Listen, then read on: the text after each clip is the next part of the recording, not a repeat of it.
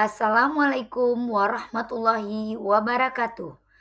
Perkenalkan, saya Mary Husna SPD, guru SD 19 Pulai, CGP Angkatan 9, Kota Padang, dengan fasilitator Ibu Sriwayuni MPD dan pengajar praktik Ibu Dian Maharani SPD KOS.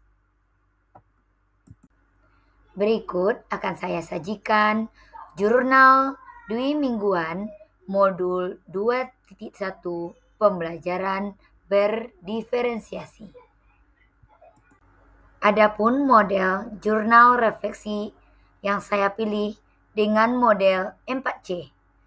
Connection, Challenge, Konsep, dan Change.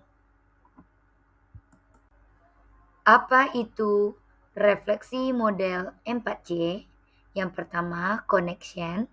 Apa keterkaitan materi yang didapat dengan peran sebagai CGP? Yang kedua, challenge. Adakah materi atau ide dari narasumber yang berbeda dengan praktik yang dijalankan selama ini? Tiga, konsep.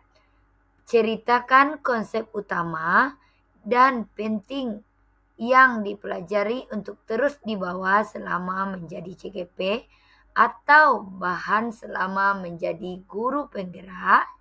Yang keempat, Ceng, apa perubahan yang ingin dilakukan setelah mendapatkan materi? Tahapan connection.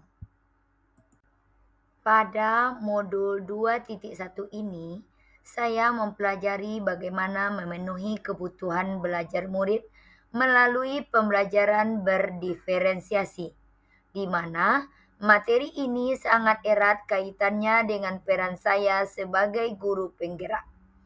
Melalui modul ini, saya diperkenalkan tentang bagaimana menganalisis dan memetakan kebutuhan belajar murid. Saya juga diperkenalkan tentang strategi-strategi yang dapat digunakan untuk memenuhi kebutuhan belajar murid sesuai dengan keunikannya masing-masing.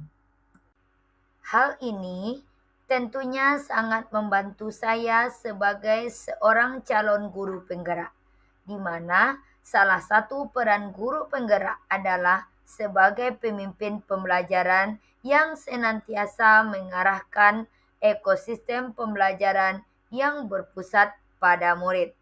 Di samping itu, dalam implementasi pembelajaran berdiferensiasi di kelas, saya dapat mengembangkan nilai-nilai guru penggerak yang saya miliki, yaitu mandiri, reflektif, kolaboratif, inovatif, dan berpihak pada murid.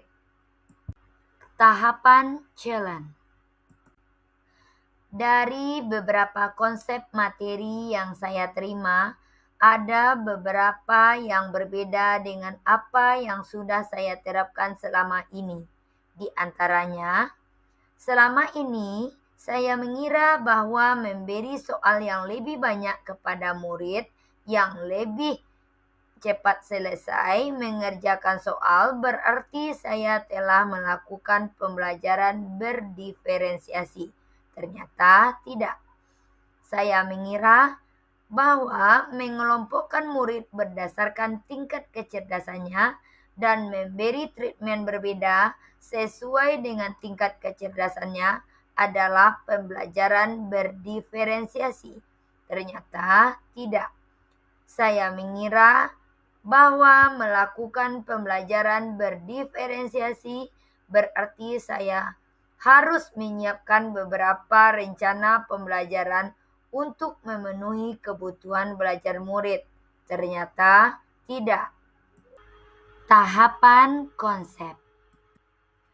Konsep utama dan penting yang saya pelajari dalam modul ini yaitu pembelajaran berdiferensiasi adalah serangkaian usaha guru dalam menyesuaikan proses pembelajaran di kelas untuk memenuhi kebutuhan murid. Keputusan-keputusan yang dibuat tersebut adalah tujuan pembelajaran yang didefinisikan dengan jelas. Guru menanggapi atau merespon kebutuhan belajar murid dengan menerapkan strategi diferensiasi konten, proses, dan produk. Penciptaan lingkungan belajar yang mengundang murid untuk belajar. Melakukan manajemen kelas yang efektif. Kemudian penilaian yang berkelanjutan. Tahapan Cheng. Setelah mempelajari modul ini, saya merefleksi diri saya yang ternyata saya belum sepenuhnya memahami apa itu pembelajaran berdiferensiasi, sehingga belum bisa mengakomodir berbagai kebutuhan belajar murid saya. Untuk kedepannya, perubahan pembelajaran yang akan saya lakukan adalah melakukan asesmen awal untuk mengetahui, menganalisis, dan memetakan kebutuhan belajar murid. Melaksanakan pembelajaran berdiferensiasi dengan menggunakan strategi diferensiasi konten, proses, dan produk sehingga mampu mengakomodir berbagai kebutuhan belajar murid. Menciptakan lingkungan belajar yang aman, nyaman, dan manajemen kelas yang efektif, dan penilaian yang berkelanjutan. Itulah tadi jurnal refleksi 2 mingguan modul 2.1 pembelajaran berdiferensi. Terima kasih, semoga bermanfaat.